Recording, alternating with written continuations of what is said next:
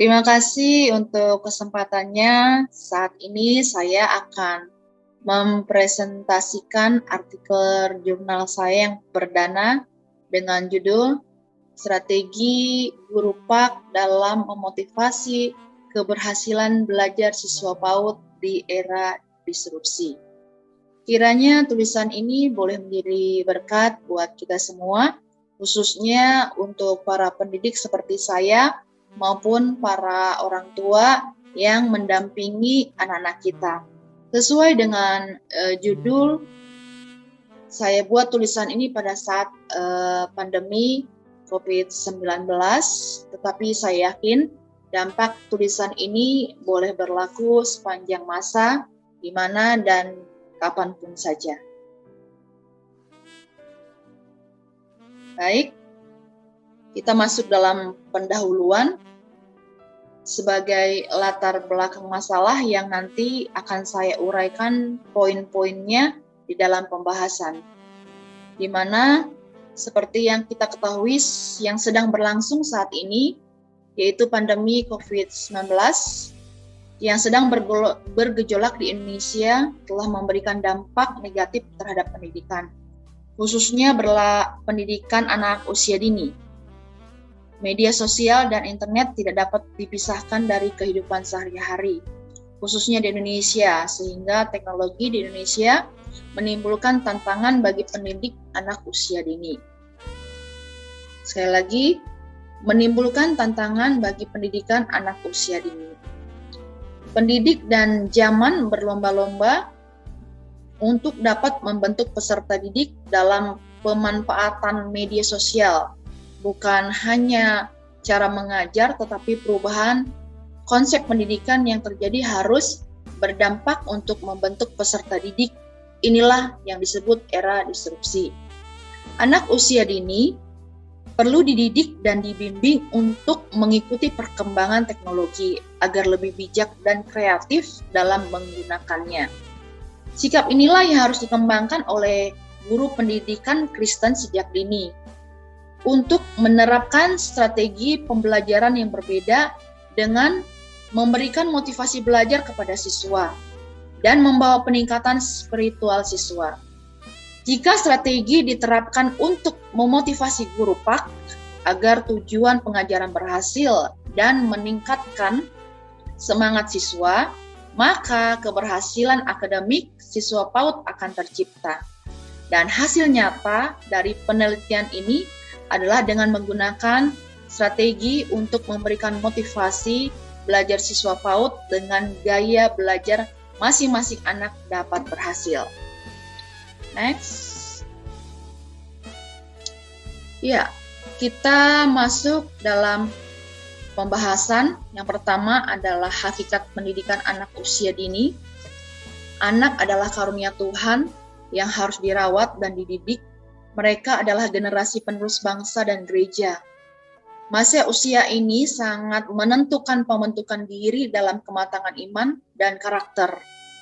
Pembelajaran anak usia dini adalah pembelajaran dasar atau peletakan fondasi karena masa umur ini adalah masa emas atau golden age untuk membentuk karakter insan secara utuh. Konsep dasar nilai-nilai kekristenan semenjak dini wajib diperkenalkan tiap hari agar pengenalan akan Tuhan Yesus akan terus-menerus berakar dan berbuah pada diri kanak-kanak.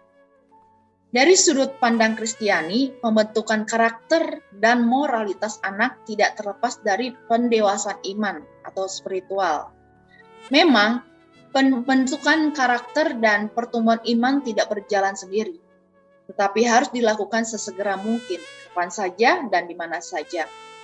Anak-anak Kristen harus dididik dalam ajaran dan nasihat Tuhan sejak usia dini, seperti yang tercantum dalam Alkitab Ulangan pasal 6 ayat 7, di sana dikatakan, haruslah engkau mengajarkannya berulang-ulang kepada anak-anakmu dan membicarakannya apabila engkau duduk di rumahmu, apabila engkau sedang dalam perjalanan, apabila engkau berbaring, dan apabila engkau bangun.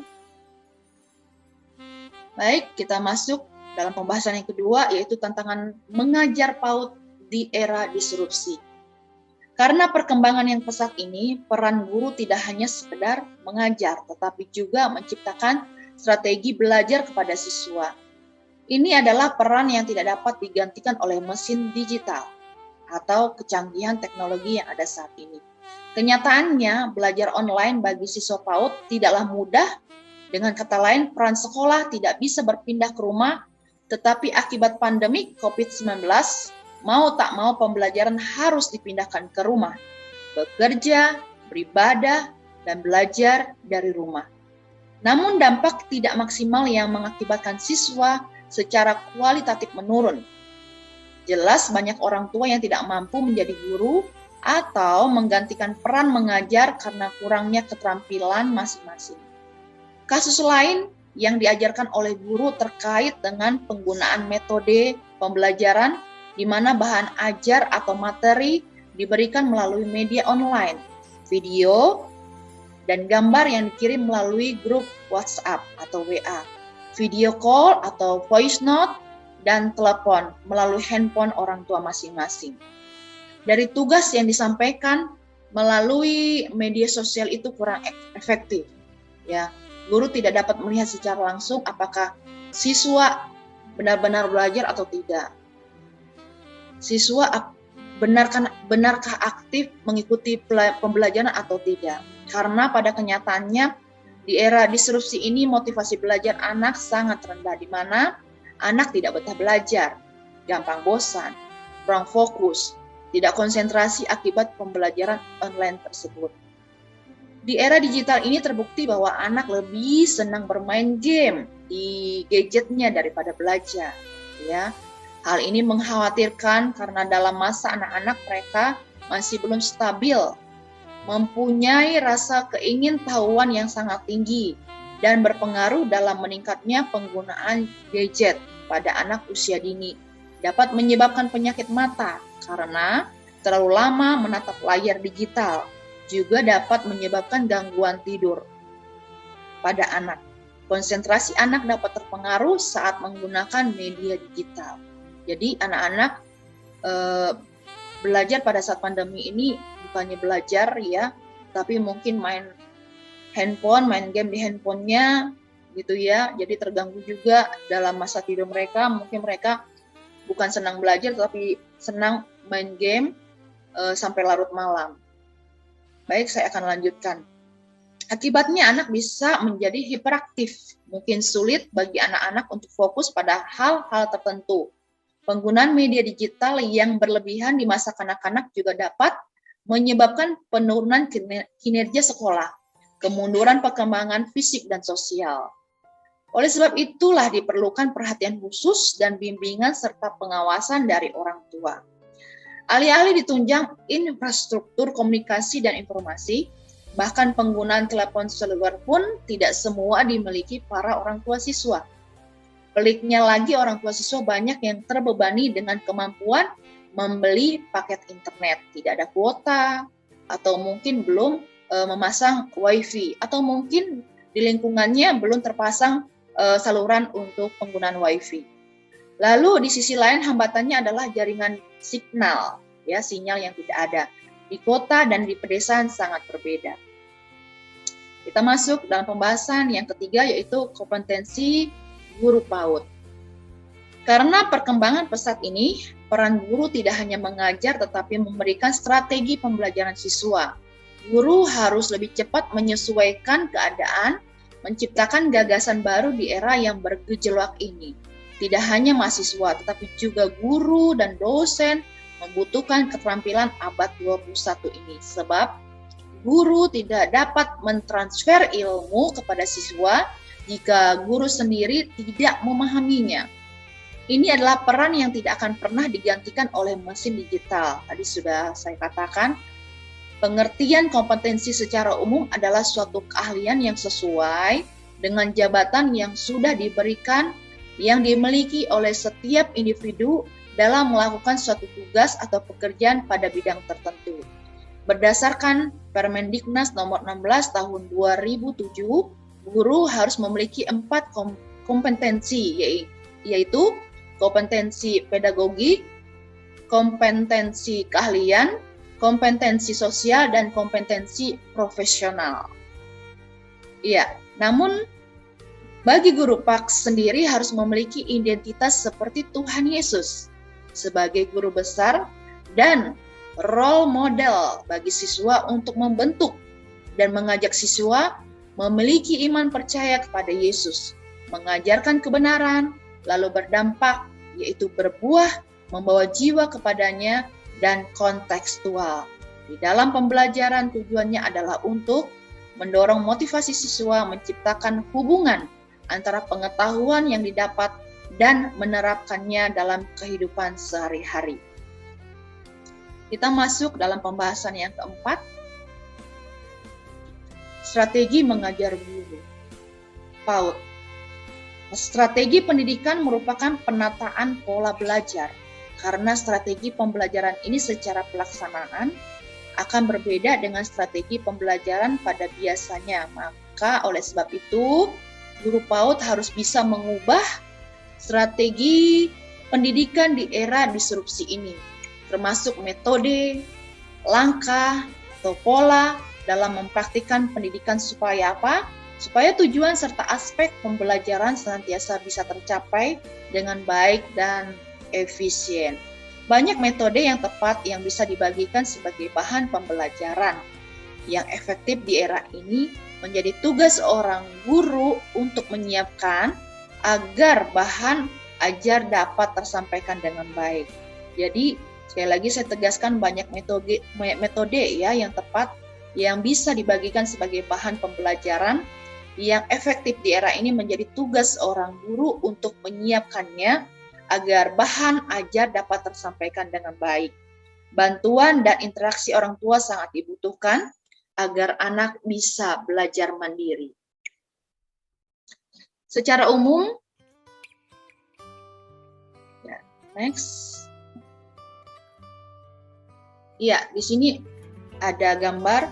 Secara umum ada 3 jenis gaya belajar di usia dini, ya, bagi anak usia dini.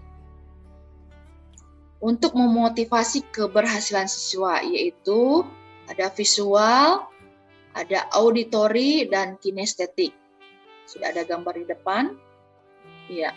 Gaya belajar setiap anak dipengaruhi oleh faktor alamiah dan faktor lingkungan. Jadi ada hal-hal tertentu yang tidak dapat diubah dalam diri seseorang bahkan dengan latihan sekalipun. Gaya belajar anak berbeda satu sama lain. Ada yang lebih suka belajar dengan mendengarkan, ada yang lebih tertarik dengan belajar sambil melihat gambar, lalu ada yang senang belajar saat bersentuhan langsung dengan fisik. Karena gaya belajar anak memiliki kelebihan dan kekurangan masing-masing. Oleh sebab itu, dengan gaya belajar ini membantu pendidik dan orang tua sebagai pengganti guru dengan belajar di rumah dapat memotivasi anak-anak menikmati proses pembelajaran tersebut. Iya. Guru PAUD akan dapat menentukan cara belajar yang lebih efektif ya, serta memanfaatkan kemampuan belajar secara maksimal, sehingga hasil belajar yang diperoleh dapat optimal.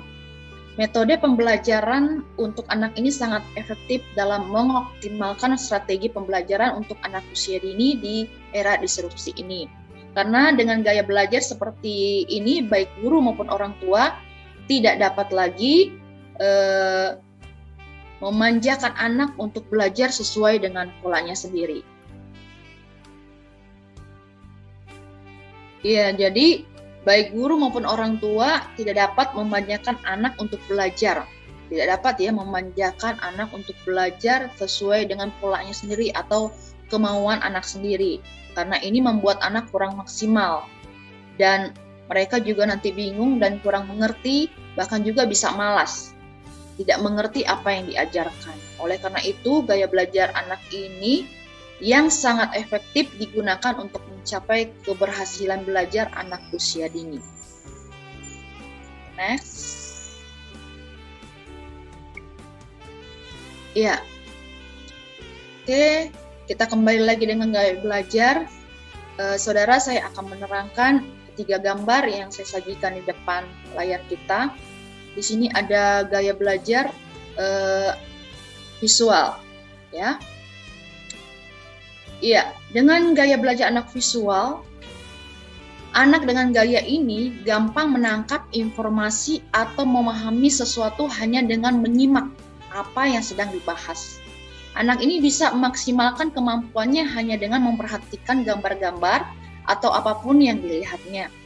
Anak yang memiliki gaya belajar ini akan semangat jika diberi kesempatan menceritakan menggunakan gambar-gambar.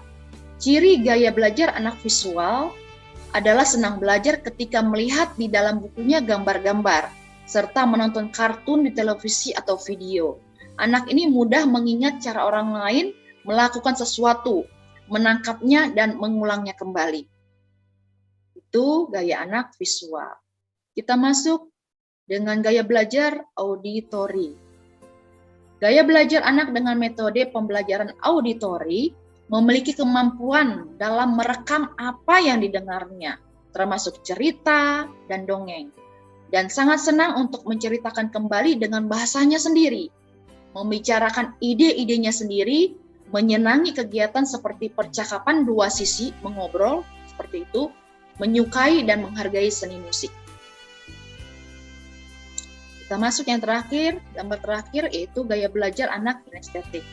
Gaya belajar anak kinestetik adalah gaya belajar anak yang melibatkan sentuhan, senang dibelai-belai. Anak ini senang ditemani atau disentuh jika sedang belajar.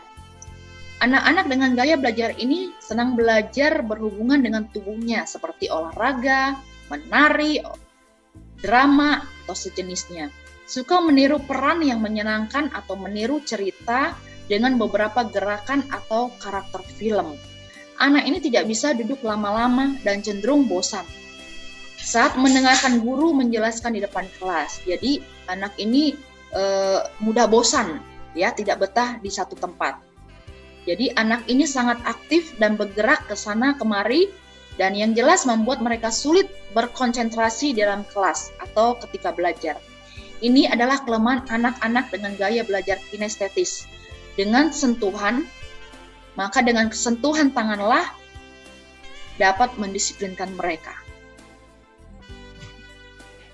Jadi dari ketiga gaya belajar ini, guru PAUD dan bahkan orang tua murid sendiri juga bisa melihat gaya belajar apa yang ada pada anak-anak kita, sehingga tidak memaksakan mereka di dalam belajar. Jadi gaya belajar ini akan dapat menentukan cara belajar yang lebih efektif. Oleh karena itu gaya belajar anak ini sangat efektif digunakan untuk mencapai keberhasilan belajar anak usia dini. Next. Ya, kita lihat berikutnya, kita masuk dalam kesimpulan.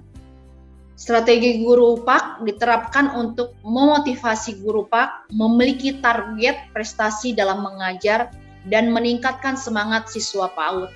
Maka keberhasilan belajar siswa akan terbentuk karena usia ini adalah masa emas atau fondasi dasar yang sangat memastikan untuk pembentukan diri anak mengarah kematangan iman serta karakter. Perubahan yang terjadi di era disrupsi ini harus berdampak bukan hanya cara mengajar, tetapi berdampak juga kepada konsep pendidikan. Guna mencapai tujuan pendidikan PAK pada anak usia dini, dibutuhkan strategi pendidikan yang pas untuk kondisi anak, selaku upaya pembangunan kanak-kanak Kristen yang mencakup seluruh aspek, baik aspek spiritual serta moral, motorik, kognitif, bahasa, sosial, emosional, maupun seni. Kunci utama atas keberhasilan anak didik dalam aktivitas pembelajaran adalah guru sebagai sumber belajar, karena peran guru sangat penting karena berkaitan erat dengan penguasaan materi belajar atau kurikulum pada umumnya. Membentuk peserta didik di mana guru sebagai role model atau sebagai contoh disiplin untuk menyampaikan amanat agung. Apapun yang ditanyakan anak didik tentang materi belajar, guru harus memiliki keyakinan untuk menjawabnya, sehingga anak didik dapat memperoleh informasi yang tepat sesuai dengan usia, tingkat perkembangan, dan gaya belajar anak.